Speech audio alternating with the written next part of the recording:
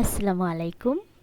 আশা করছি যে যেখানে আছেন ভালো আছেন, সুস্থ আছেন এবং আমিও আলহামদুলিল্লাহ ভালো আছি। তাহলে চলুন কথা না বাড়িয়ে চলে যাই আজকের মূল রান্নায়। আজকে আমি দেখাবো দই বড়া রুই মাছের ঝোল। এটি খেতে খুবই মজার এবং খুবই সুস্বাদু এবং স্বাস্থ্যকর। যারা এখনও এই রেসিপিটি ট্রাই করেননি, এভাবে করে একবার হলেও ট্রাই করবেন। তাহলে চলুন, এই রেসিপিটি তৈরি করার জন্য আমি এখানে নিয়ে নিয়েছি রুই মাছ। চাইলে আপনারা যে কোনো ধরনের বড় টাইপের যে মাছ আছে সেগুলো ইউজ করতে পারেন। এখানে আমি 1 টেবিল চামচ পরিমাণ দিয়ে দিব টক দই। অবশ্যই কিন্তু এই রান্নায় টক দইটা লাগবে। সামান্য একটু দিয়ে দিয়েছি হলুদের গুঁড়া এবং 1 চা চামচ পরিমাণ দিয়ে দিয়েছি মরিচের গুঁড়া। আমি আবারও সামান্য একটু দই দিয়ে দিলাম। আগে 1 টেবিল চামচ দিয়েছি এবং এখন একটু হাফ চা চামচের মতো দিয়ে দিয়েছি। যখন আপনারা এই রেসিপিটি এইভাবে তৈরি করতে যাবেন, এতে কিন্তু দইটা একদম বাদ দেওয়া যাবে না। দইটা দেওয়ার ফলে মাছটার স্বাদটা অনেক গুণ বেড়ে যায় এবং এই রেসিপিটিতে দইটার কারণেই মাছের টেস্টটা অনেক গুণ বেড়ে যায়।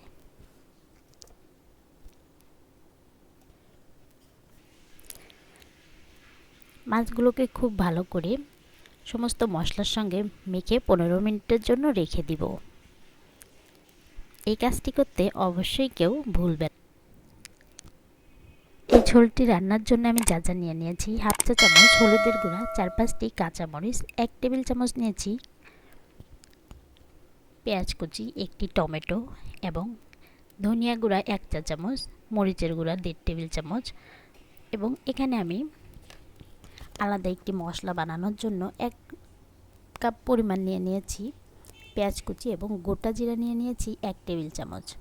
আর দেখতেই পাচ্ছেন আমি এখানে বড়া নিয়ে নিয়েছি, সেটিও আপনাদের দেখিয়ে দিব। এবং যে সবজিগুলো আমি নিয়ে নিয়েছি বেগুন, ডাঁটা এবং আলু। ঠিক আমি সবগুলো সবজিকে একই রকম সাইজ করে কেটে নিয়েছি। চেষ্টা করবেন এভাবে করেই আপনারা সমস্ত সবজি কেটে নিতে। আমি চুলায় একটি প্যান বসিয়ে দিয়েছি এবং এতে আমি সামান্য একটু তেল দিয়ে দিব। চাইলে এখানে আপনারা সরিষার তেলটাও ইউজ করতে পারেন।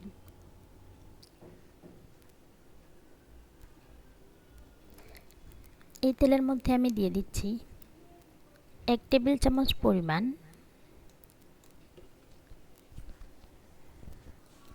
এখানে আমি দিয়ে দিচ্ছি 2টা শুকনা মরিচ। আপনারা যদি মরিচ বেশি পছন্দ করেন তাহলে আরও 1 বা 2টা দিয়ে নিতে পারেন। এখানে আমি 2টি শুকনা মরিচ দিয়ে দিয়েছি, চাইলে আপনারা আরেকটাও দিতে পারেন। আর এখানে দিয়ে দিলাম 1 টেবিল চামচ পরিমাণ গোটা জিরা। অবশ্যই এখানে আপনারা গোটা জিরাটাই ব্যবহার করবেন। এটাকে একটু ভেজে নিব কিছুক্ষণ সময় নিয়ে। যখন বাদামি কালার রঙটা চলে আসবে ঠিক তখনই আমি এটাকে উঠিয়ে নিব। দেখুন আমি উঠিয়ে নিয়েছি। এখন এই তেলের মধ্যেই আমি এই মাছগুলোকে ভেজে নিব। এই মাছগুলো যখন আপনারা খাবেন এতটাই নরম এবং তুলতুলে হবে ভাবতেও পারবেন না। কারণ দই দিয়ে যে এভাবে ম্যারিনেট করে রাখার ফলে মাছটা খেতে খুবই সুস্বাদু হয় এবং খুবই নরম তুলতুলে টাইপের। মাছগুলোকে আমি খুব বেশি ভেজে নিব না, হালকা একটু ভেজে নিব। দেখুন আমি কিন্তু সম্পূর্ণ গোটা জিরাকে উঠাইনি, কিছু গোটা জিরা আমি রেখে দিয়েছিলাম যাতে মাছের গায়ে লেগে থাকে।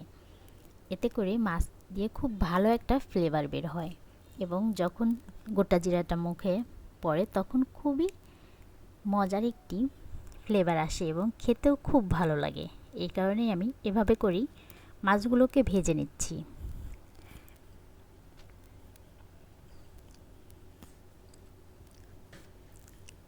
এই কাজটা একটু সময় নিয়ে আস্তে আস্তে করতে হবে। চুলার জালটা মিডিয়াম হিটে দিয়ে আমি মাছগুলোকে ভেজে নিচ্ছি।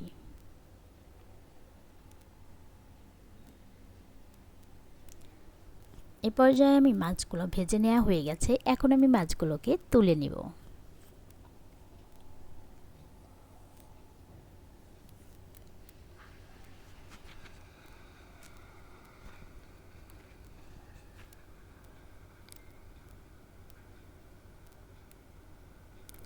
চেষ্টা করবেন আমি ঠিক যেভাবে এটিকে রান্না করব ঠিক আপনারাও এই প্রসেস ফলো করেই রান্নাটি করবেন। এতে করে এখন দেখুন আমি যে বড়ার কথা বলেছিলাম এটি হচ্ছে সেই বড়া, চাল কুমড়ার বড়া। এটি আপনারা যে কোনো সুপার শপে বা যে কোনো দোকানেও পেয়ে যেতে পারেন।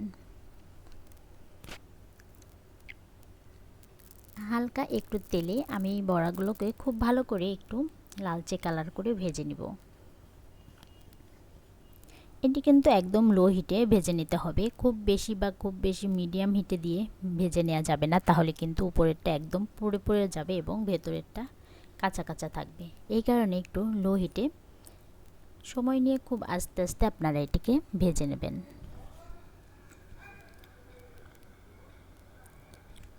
আমি একটু উল্টে পাল্টে খুব ভালো করে ভেজে নিচ্ছি, দেখতেই পাচ্ছেন। এই পর্যায়ে আমার ভেজে নেওয়া হয়ে গেছে। এখন আমি এইগুলোকে তুলে নেব। দেখতেই পাচ্ছেন আমি যে ভাজনাটা ভেজে নিয়েছিলাম, গোটা জিরা এবং শুকনা মরিচ আর যে পেঁয়াজ কুচি, এগুলো আমি ব্লেন্ডারে ব্লেন্ড করে নেব। দেখতেই পাচ্ছেন আমি এটাকে ব্লেন্ডারে ব্লেন্ড করে নিয়েছি এবং অন্য একটি প্যানে আমি একটু সয়াবিন তেল দিয়েছি, এখানে 2 টেবিল চামচ পরিমাণ। আপনারা কিন্তু চাইলে এখানে কিন্তু সরিষার তেলটা ব্যবহার করতে পারেন। আমি বারে বারে বলে দিচ্ছি কারণ এক একজন এক এক তেল ইউজ করেন। এখানে আমি দিয়ে দিলাম 1 টেবিল চামচ পরিমাণ পেঁয়াজ কুচি। তেলটা যখন একটু গরম হয়ে আসবে ঠিক তখনই আমি পেঁয়াজ কুচিটা দিয়ে দিয়েছি। পেঁয়াজগুলোকে আমি খুব বেশি ভেজে নিব না, হালকা একটু নরম হয়ে আসা পর্যন্ত এটাকে একটু ভেজে নিব। এই পর্যায়ে আমি দিয়ে দিব কেটে রাখা সবজিগুলো। আমি কিন্তু আগে থেকেই সবজিগুলো খুব ভালো করে ধুয়ে নিয়েছি। এখন আমি সবজিগুলো দিয়ে দেওয়ার পরে পরিমাণ মতো দিয়ে দিব লবণ। লবণটা যে যার স্বাদ মতো দিয়ে নিতে পারেন। একটু নেড়েচেড়ে নেওয়ার পর এখন আমি এখানে দিয়ে দিব ছোট একটি টমেটো কুচি করে রেখেছি, সেটি দিয়ে দিয়েছি। 1/2 টেবিল চামচ পরিমাণ ধনিয়া গুঁড়া, 1 টেবিল চামচ পরিমাণ দিয়ে দিয়েছি শুকনো মরিচের গুঁড়া এবং 1 চা চামচ পরিমাণ দিয়ে দিলাম হলুদের গুঁড়া। এখন এই মশলাটাকে সবজির সঙ্গে খুব ভালো করে মিশিয়ে নিচ্ছি।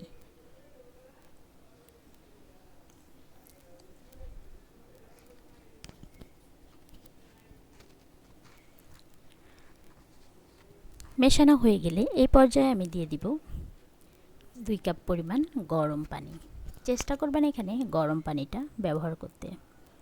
তরকারিতে কখনো ঠান্ডা পানিটা সরাসরি ইউজ করবেন না, এতে করে আপনার তরকারির স্বাদটা নষ্ট হয়ে যাবে।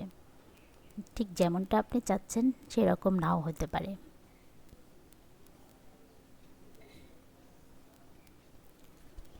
পানিটা দেওয়ার পর আমি আবার একটু নেড়েচেড়ে মশলাগুলোকে খুব ভালো করে মিশিয়ে দিলাম। এই পর্যায়ে আমি একটি ঢাকনা দিয়ে সবজিগুলোকে সেদ্ধ হওয়ার জন্য ঢাকনা দিয়ে ঢেকে দিয়েছি। ঠিক 5 মিনিট পর ঢাকনাটা উঠিয়ে আমি আবার একটু সবজিগুলোকে নেড়েচেড়ে দিব।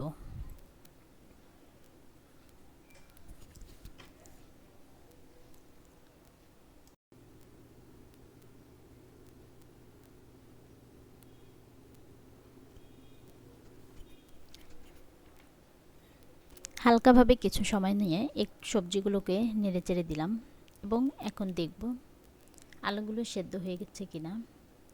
অলরেডি আমার আলুগুলো সেদ্ধ হয়ে গেছে। এই পর্যায়ে আমি এখন দেখতেই পাচ্ছেন সবজিগুলো থেকে তেল বেরিয়ে এসেছে এবং মশলাগুলো খুব ভালো মতো কষানো হয়ে গেছে সবজির সঙ্গে, দেখতেই পাচ্ছেন আপনারা। এই পর্যায়ে আমি কিন্তু দিয়ে দিব মাছগুলো। ভেজে রাখা রুই মাছগুলো আমি এর উপরে দিয়ে দিলাম।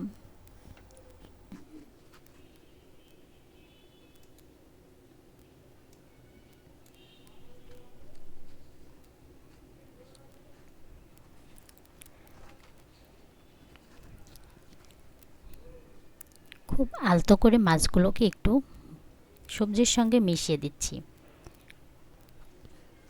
এ পর্যায়ে কিন্তু তাড়াহুড়ো করে মাছগুলো নাড়াচাড়া করা যাবে না, তাহলে কিন্তু মাছগুলো একদম ভেঙে যাবে।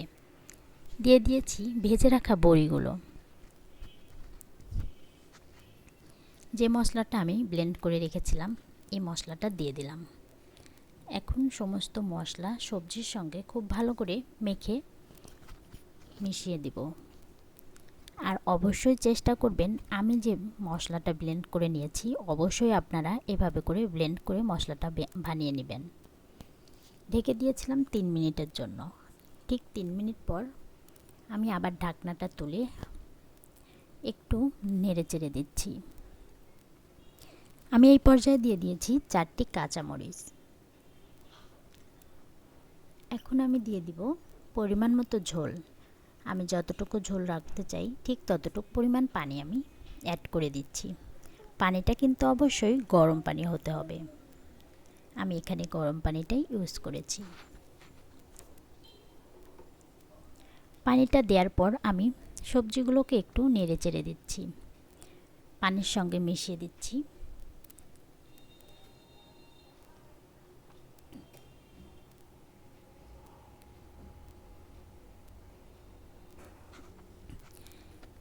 এখন আমি এটাকে ঢেকে রান্না করে নিব। দিয়ে দিয়েছি আমি সামান্য একটু লবণ। এই পর্যায়ে আমি ঢেকে দিলাম। আমি ঠিক 5 মিনিটের জন্য ঢেকে রান্না করে নিচ্ছি। 5 মিনিট পর দেখুন আমার পানিটা কতটা শুকিয়ে এসেছে।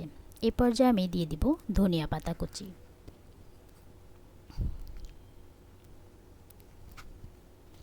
ধনিয়া পাতা কুচিটা দেওয়ার পর একটু নেড়েচেড়ে দিয়ে আবার আমি এটাকে ঢেকে দিচ্ছি 3 মিনিটের জন্য।